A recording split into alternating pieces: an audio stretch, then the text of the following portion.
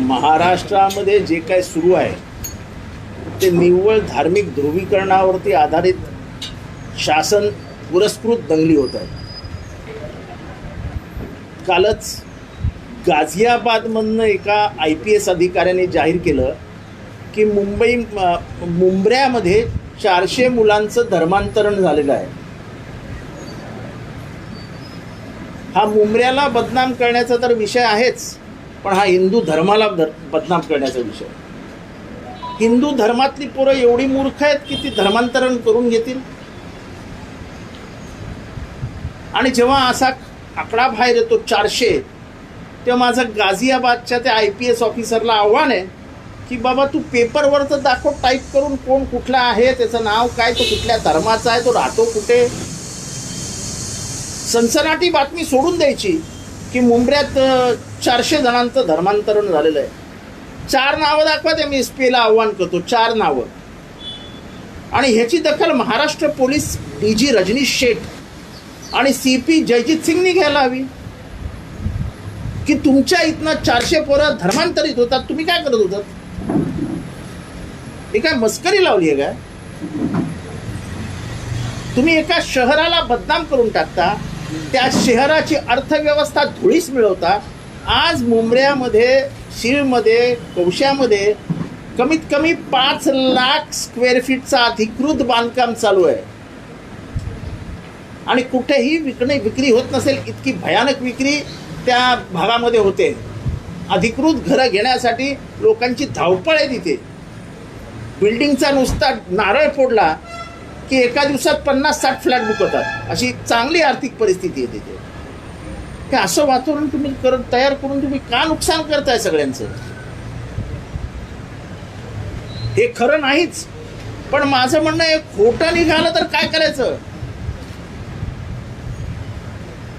म्हणजे त्याच्यासारख्या एका senior IPS ऑफिसरनी पत्रकारांना बातमी द्यायची की 400 धर्मांतरं झाली आहेत. कोण बेअक्कल ऑफिसर आहे? आणि याचं खंडन महाराष्ट्रातनं झालं पाहिजे, याचं खंडन ठाण्याच्या CPनी केलं पाहिजे. त्यांनी सांगितलं पाहिजे ऐसा कुछ हुआ ही नहीं है. म्हणजे महाराष्ट्रातली निवडणूक जिंकायची आहे म्हणून काय पातळीवरती तुमचं राजकारण चाललंय? म्हणजे मुंब्र्याला हाताशी धरून अख्ख्या ठाण्याचं वातावरण खराब करायचं. मग जितेंद्र आव्हाड तिथे आहेत, मग माझ्यावरती तलवार चालवायची. अरे माझ्या एकासाठी तुम्ही काय काय करणार आहात?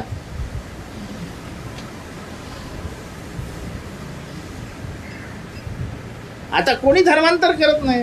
आता संविधान आलंय आणि संविधानाच्या आधारामुळे धर्मांतर बंद झाली.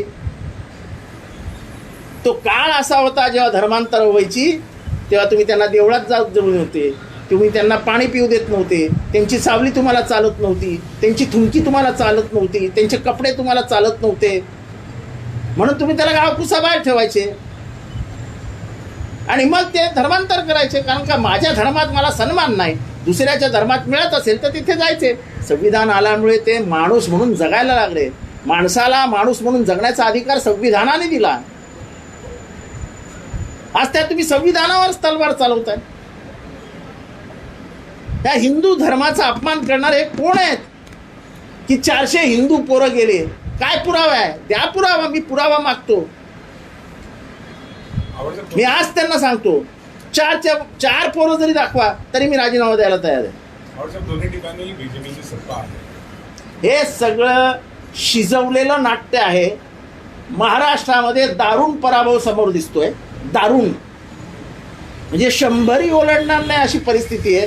मग हे उत्तर प्रदेशमधनं एक फुसका बार सोडून द्यायचा की खूप धर्मांतर झालेलं आहे.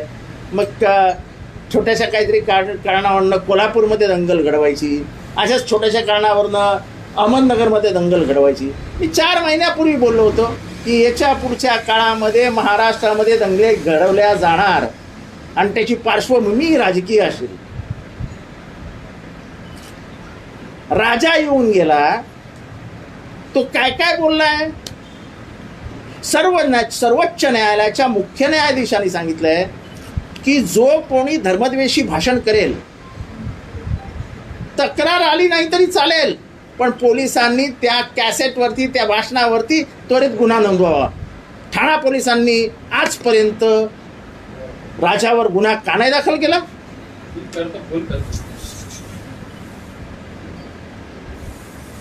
त्या डीसीपीला, त्या एसीपीला, त्या पीआयला सस्पेंड करणार का? काय चालवलंय? म्हणजे तुमच्या राजकारणापायी, तुमच्या सत्तेच्या हव्यासापायी तुम्ही अख्खा महाराष्ट्र जाळून टाकाल. हा वणवा आहे, हा पेटला तर त्याच्यामध्ये हा वाचतो का तो वाचतो नाही, सगळेच जळून खाक होतात. आणि झोपड्या जळताना प्लास्टिक ह्या झोपडीवर मुसलमानाचं आहे, त्या झोपडीवर हिंदूचं आहे, त्या झोपडीवरती ख्रिश्चनचं आहे, त्या झोपडीवरती शिखांचं आहे असं म्हणून नाही जळत. ते प्लास्टिक अख्खं घेऊन जातं. हे मस्करी वाटते काय ना? माझं स्पष्ट मत आहे की महाराष्ट्राचे डीजी सेठी साहेब, रजनीश शेठ आणि ठाण्याचे सीपी जयजीत सिंग यांनी महाराष्ट्राला सांगावं की गाझियाबादमधनं ज्या IPS ऑफिसरने भाष्य केलंय ते खरं आहे की खोटं आहे. नाहीतर पुढच्या 1 जुलैला मुंब्रा बंद करू. ही मस्करी घेऊ नका. आमचं शहर आम्ही असं बदनाम होऊ देणार नाही. त्या शहराला इतिहास आहे, इतिहास. तिथे मुंब्रा देवी आहे जी अतिशय प्राचीन आहे. तिथली संस्कृती ही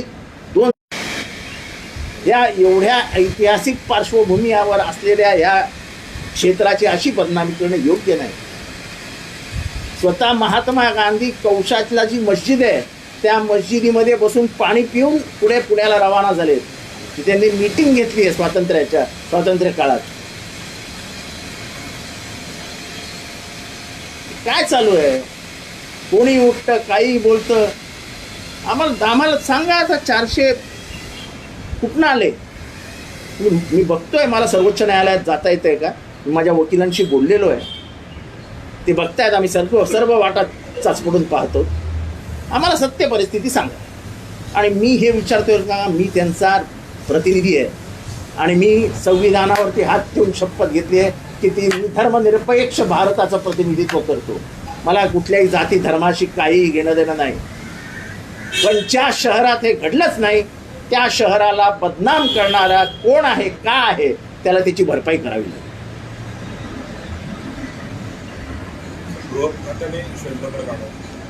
नाही, सरकारला उत्तर द्यावंच लागेल.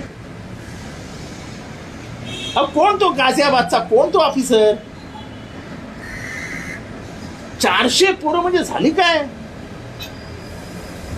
जसं ते केरळा स्टोरीमध्ये 32,000 पोरी. अरे हिंदू धर्मातल्या 32,000 पोरींना अकलच नाहीत की? अरे तुम्ही आमच्या आया बहिणींच्या अकलांचं हे करताय का की यांना काय अकला नाही, ते काही करतात. तसं या 400 पोरांना काय अकलच नव्हतं, यांनी काही केलं.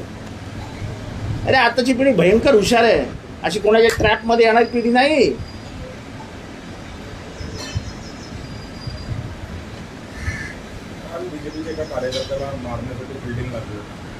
मला कळलं, अमोल केंद्रेला मारण्यासाठी, तसंच तो रोहिदास, तो आमचाच कार्यकर्ता होता मुंडे, त्यालाही मारण्यासाठी फिल्डिंग. म्हणजे अशा काय, म्हणजे BJPच्याच पोरांना मारण्यासाठी फिल्डिंग लावली जाते.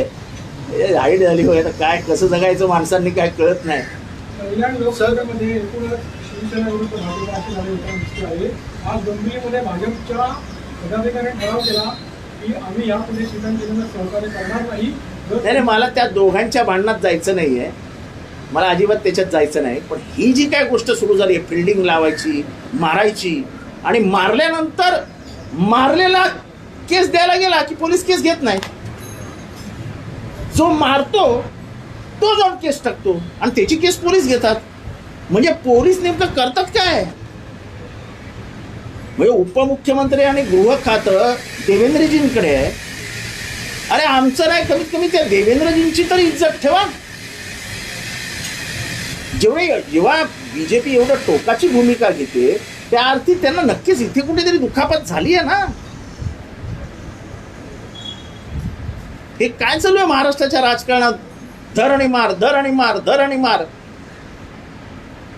सर, भविष्यामध्ये तुम्ही आता जे म्हणाला ज्याप्रमाणे मोगऱ्यामध्ये मोगऱ्याबाबत जी अफवा पसरवली जाते, खोटी विधानं केली जाते, ह्या माध्यमातून ठाणे मोगऱ्या परिसरात दंगली घडवण्याचा पण अंश असेल का? मी तर 100% सांगितलं ना, ह्याच्यातनं नाराजी पैदा होते ना.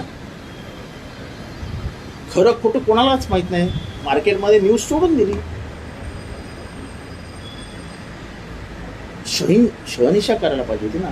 आज मी सांगतो ना, तुम्ही जेव्हा आकडा सांगता 400, यादी द्या. 400शी यादी द्या. कोण आहेत, कुठे राहतात, टेलिफोन नंबर काय आहे, द्या यादी. अरे 2 पोरांची नावं सांगितलेली बँकच्या डेंगे घालणं जाईल.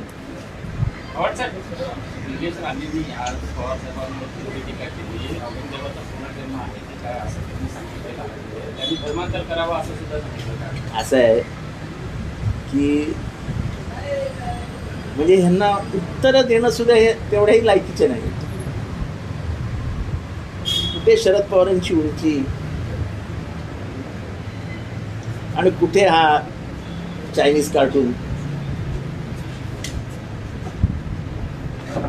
म्हणजे कार्टून म्हणजे ते डोरेमॉन फिरमॉन असतात ना, त्यांच्यावरती बोलायचं नसतं, ते फक्त बघण्यात मजा घ्यायची असते. कार्टूनवरती कधी अशी चर्चा झालेली ऐकली आहे का आपण? कार्टूनवर तर फक्त पोरं हसतात. तसं ते कार्टून आहे.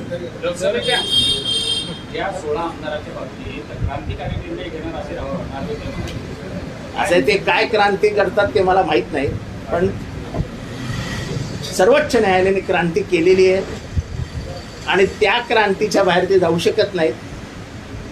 मला माहिती आहे की नार्वेकर हे अतिशय हुशार आहेत, पण सर्वोच्च न्यायालयाच्या न्यायमूर्त्यांनी जे 141 पानात लिहून ठेवलं आहे ते अतिशय क्रांतिकारक आहे.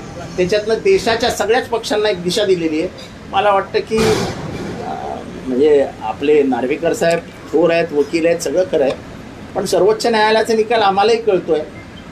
जेव्हा व्हीप शिवसेनेचा आहे मान्य केलेला आहे, जेव्हा गटनेता शिवसेनेचा मान्य केलेला आहे, जेव्हा राज्यपालाने घेतलेली भूमिका चुकीची आहे हे मान्य केलेलं आहे, तुम्हाला 90 दिवसात निकाल घ्यायचा आहे हे मान्य केलेलं आहे, तर अजून मोठा कुठला शोधकार्य करून क्रांती घडवणार आहे?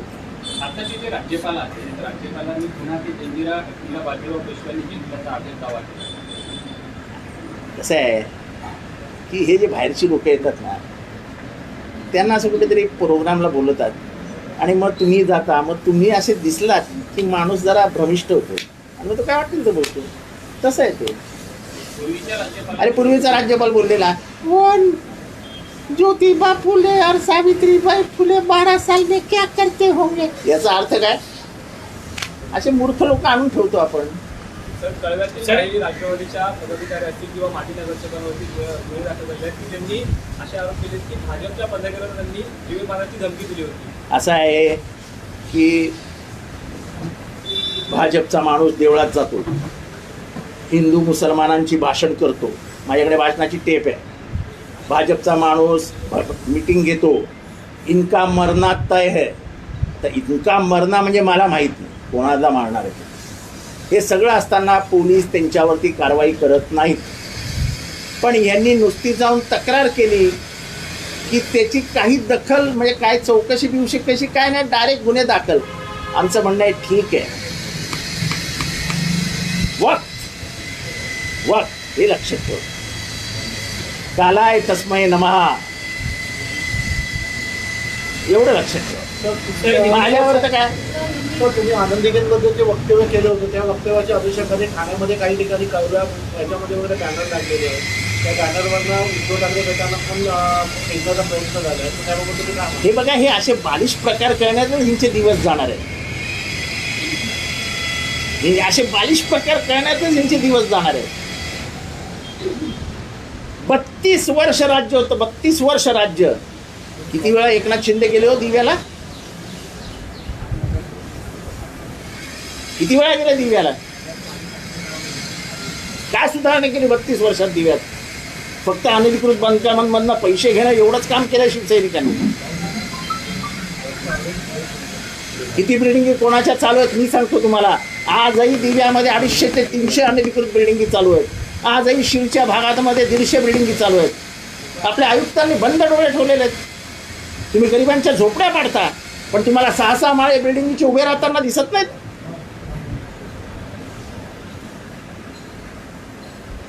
या सगळ्या अधिकाऱ्यांची मिलीजुली सरकार आहे.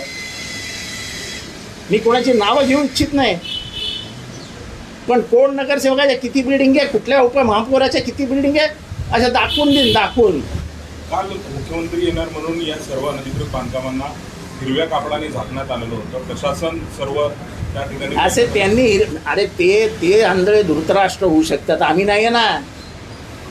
पुत्रप्रेमापूर्वी आंधळा झालेला धृतराष्ट्र हा भारताचा इतिहास आहे. तर हे पुत्रप्रेमाने त्यांनी धृतराष्ट्र होणं हे काही वेगळं नाही. अख्खं महाभारत घडलं पुत्रप्रेमापोटी. सर, गाजियाबाद पुलिस एक हफ्ते से लगातार मुमरा में आ रही है, जिस तरीके से जरा बताया जा रहा ये मराठी खतम होती है,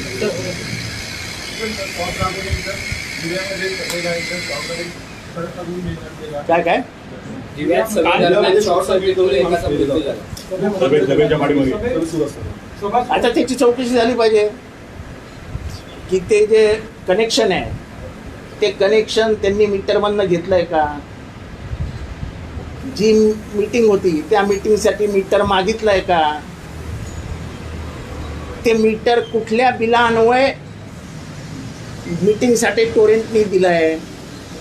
हे अधिकृत मीटर होतं का अनधिकृत वायर खेचण्यात आली होती, त्याची सगळ्याची उत्तरं द्यावी लागतील. स्वतः मुख्यमंत्री होते. एकाचा जीव गेलाय. तेच म्हणतोय आम्ही की याची जबाबदारी मुख्यमंत्र्यांना घेऊन ही सगळी उत्तरं द्यावी लागतील. असंच असतं 15-20 वर्षानंतर जेव्हा तुम्ही एका शहरात जाता आणि मीच सगळं करतोय हे दाखवण्याचा प्रयत्न करता, तेव्हा असं. सर, लगातार एक हफ्ते से गाजियाबाद पुलिस मुमरा में जिस तरीके से एक ऑनलाइन गेम के जरिए से धर्मांतर का सामने नजर आ रहा है, क्या कहना उसके बारे में, जिस तरीके से मुमरा मैं वही सवाल गाजियाबाद के उस अधिकारी से पूछना चाहता हूँ कि आप बहुत होशियार हो, आप बहुत अच्छी तलाश करते हो, लेकिन पेपर पे बताओ 400 नाम जिन्होंने धर्मांतरण किया. ऐसे हवा में तीर मत छोड़ो माहौल खराब करने के लिए. मुमरा हिंदू मुसलमानों का इलाका है. ये तो हमारे मूर्ख दोस्त लोग हैं जो समझते हैं कलवा मुमरा यानी पूरा मुसलमानों का है. वहाँ 60% हिंदू है, 40% मुसलमान है. तो 60% मुसलमानों में क्या, हिंदुओं में क्या मूर्ख है 400 लोग जो इस्लाम स्वीकार कर लेंगे.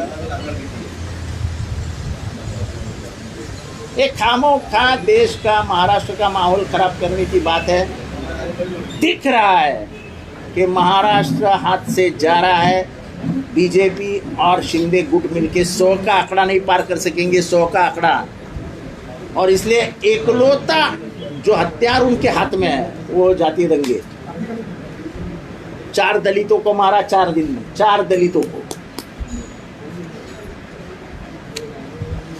हर जगह पे जाति अब धार्मिक तनाव निर्माण हो रहा है.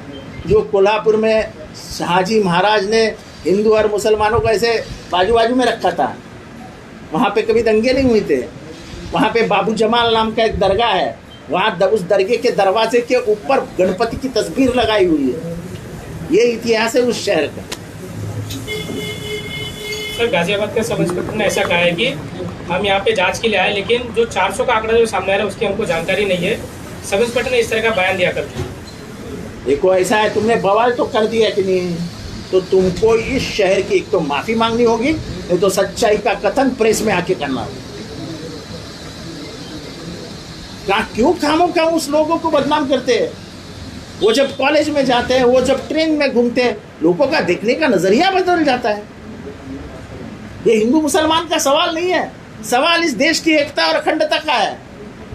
तुम क्या बात कर रहे हो, देश तोड़ने की बात कर रहे हो तुम. यहाँ के सीपी को प्रेस कॉन्फ्रेंस लेनी पड़ेगी और सच्चाई बतानी पड़ेगी पूरे भारत को और महाराष्ट्र को कि सच्चाई क्या है मुमरा में. और मैं कोई आम आदमी करके नहीं बोल रहा हूँ, उस शहर का मैं विधायक हूँ. हर आदमी को मुझे जवाब देना पड़ेगा. अगर कोई आदमी उठ के खड़ा होता है और पूछता है कि साहब बताइए यहाँ कहाँ हुआ, क्या हुआ, मैं क्या जवाब दूंगा.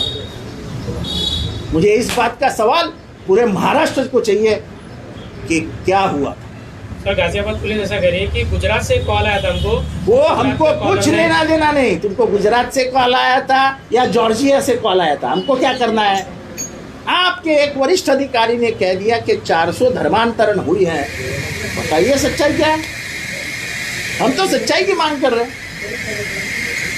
अगर 400 धर्मांतरण हुए हैं तो मैं मान लूंगा कि मैं मुमरा के मैं कुछ काम नहीं किया, मैं लोगों को बदल नहीं सका।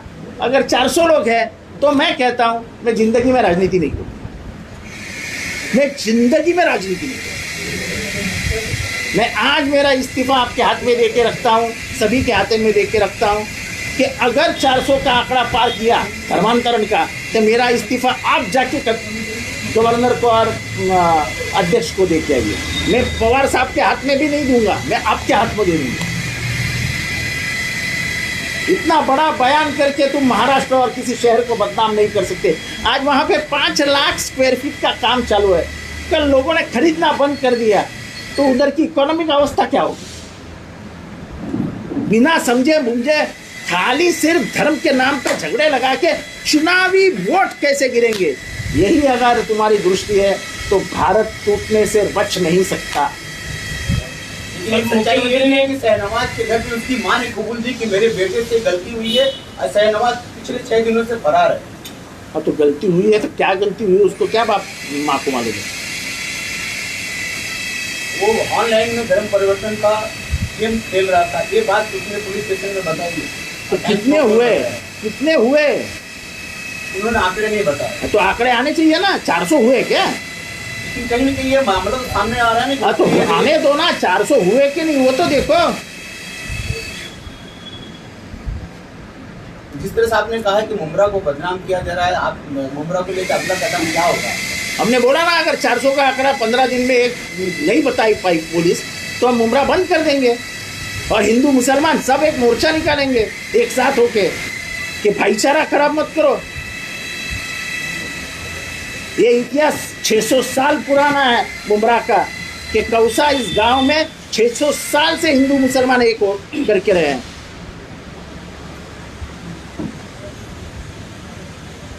यहाँ की मुमरा देवी का जो मंदिर है वो हजारों साल पुराना है, पौराणिक मंदिर है।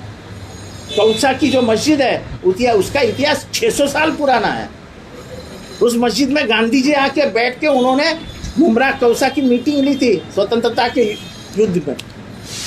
बात के अनुसार लव जिहाद के बाद अब धर्म परिवर्तन का मामला उठा के राजनीति की जा रही है। ऐसा है कि सियासत में सिर्फ अगर चुनाव जीतना यही तुम्हारा मकसद है तो फिर एक बार आग ही लगा दो ना पूरे देश को, ना बाज बजेगी ना बांसुरी। सर, मुख्यमंत्री ने विकास चरनी रोड के गर्ल्स हॉस्टल की जो घटना है और उसके बाद कल मीरा रोड में भी जो महिलाओं को लेकर जो अपराध बढ़ते जा रहे हैं सर, उस पर क्या देखो कहना ऐसा है? है कि इनस्टेबिलिटी ऑफ गवर्नमेंट और पुलिस का राजनीतिकरण और राजनीति में उनका इस्तेमाल, इसके वजह से पुलिस नाकाम हो रही है। पुलिस को टारगेट दिया गया है कि तुम जितेंद्र आव्हाड के पीछे लोगो, उसकी प्रॉपर्टी किधर है, वो प्रॉपर्टी में क्या है, क्या हुआ है, उसके बाप ने कहा ली है। 4 पुलिस ऑफिसर्स मीटिंग करते हैं, वरिष्ठ पुलिस ऑफिसर मीटिंग करते हैं। अरे भाई हमने कोई चोरी नहीं की है, मेरा बाप कोई चोर नहीं था। मेरा बाप 22 साल रेलवे स्टेशन पे सोया था, तब उसने जिंदगी के ये दिन देखे हैं। 22 साल रेलवे स्टेशन पे सोया था। अब उसके प्रॉपर्टी जांच करोगे आप?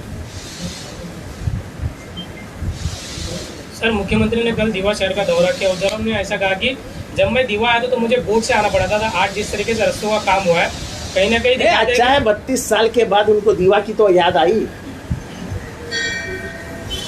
32 साल के बाद उनको दीवा की तो याद आई। अरे इतना ही काम अच्छा करते तो वागले स्टेट सुधार देते ना। जाओ ना वागले स्टेट में अंदर, आप तो वागले स्टेट में रहते हैं ना, तो आपको तो ज्यादा पता ही है सच्चाई क्या है। आप क्या है, आप पत्रकार सच्चाई से मुकर जाते हो।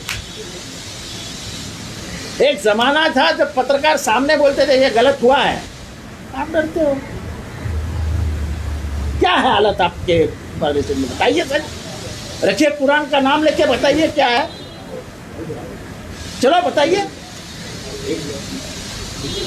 सर क्या जिस तरीके से शॉर्ट सर्किट से स्टेज बनाया एक उसके मामले मृत्यु, में क्या कहेंगे? पब्लिक को काफी परेशानी उठानी पड़ेगी। सर एक शॉर्ट सर्किट लग गई जिस तरीके से मृत्यु। मैन रोड पे स्टेज बनाया था, उस मामले को लेकर वो तो क्या है, वो तो चलते रहता है, अभी उसके मामले में क्या। और सर मराठीमध्ये ऐसा है 10 बजे पुलिस हमारे हम अगर प्रोग्राम करते हैं 10 बजे आके बंद कर देती है, और मुख्यमंत्री 11 बजे तक भाषण करता है, कोई केस नहीं होती, रोड ब्लॉक है। वो कोई केस नहीं होती।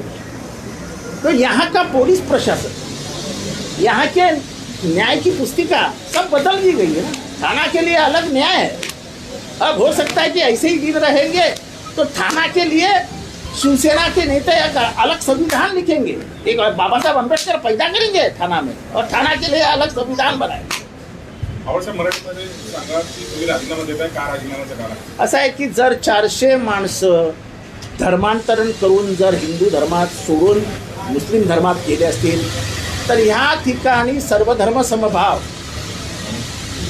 ह्या ठिकाणचा धर्मनिरपेक्षता ही ठेवण्यात मी कमी पडलो, या लोकांना शिक्षण देण्यात मी कमी पडलो, या लोकांमध्ये विश्वास देण्यात मी कमी पडलो, आणि जर लोक मी एवढं सगळं काम